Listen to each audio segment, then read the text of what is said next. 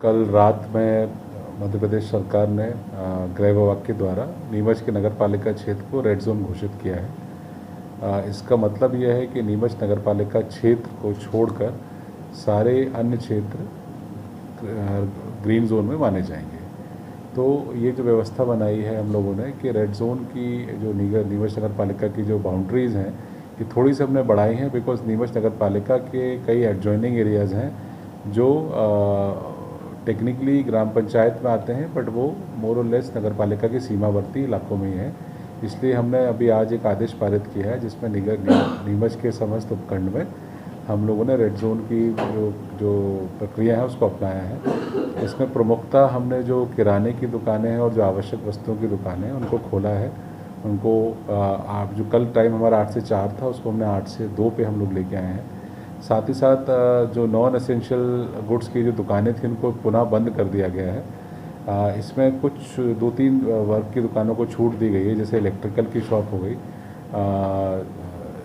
Gas repair की shop हो गई, या और भी ऐसी कई ऐसी वस्तुएं हैं जो जैसे इलेक्ट्रिकल की शॉप है या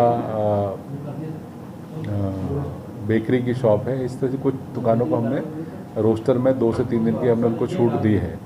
ये व्यवस्था सिर्फ नीमच उपखंड में लागू है। जावद और मनासा के समस्त बाज़ार हम खोल रहे हैं बिना किसी रिस्ट्रिक्शन के, बिना किसी रोस्टर के। इसका मतलब है यहाँ की वहाँ पे समस्त तरह की दुकानें खोली जा सकती हैं। सिर्फ टाइम जो है हमने वो 8 से 2 रखा है अभी। तो ये मुझे लगता है एक जावद और मनासा में बहुत बड़ा रिलीफ होगा, क्योंकि ना वहाँ पे कोई भी ऐसा नहीं कि कपड़े की दुकान या शूज़ की दुकान, सिर्फ कुछ दुकानें हैं जो हमने बंद रखी हैं, ऐसे मिठाई की दुकान है, रेस्टोरेंट्स हैं, वो अभी भी बंद रहेंगे जो भारत सरकार की गाइडलाइन है उसके अनुसार। तो उसको छोड़ के जावद और मनासा की सारी दुकानें खुली रहेंगी।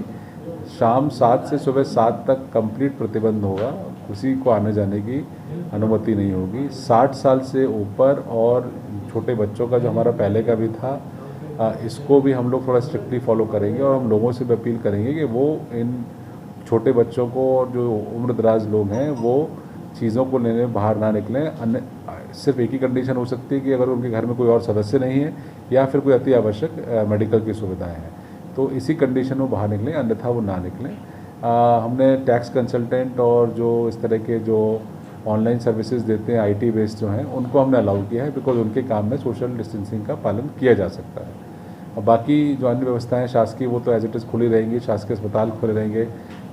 रजिस्ट्रीज़ हमने चालू करी है नॉन मतलब कंटेनमेंट एरियाज़ में। रजिस्ट्रीज़ हमारी शासन के आदेश के अनुसार हम लोग चालू कर रहे हैं बहुत जल्दी। उसमें 10 लोगों की रजिस्ट्री की जा सकती है, उसकी व्यवस्थाएं भी सब रजिस्ट्रार ऑफिस में कर दी गई हैं।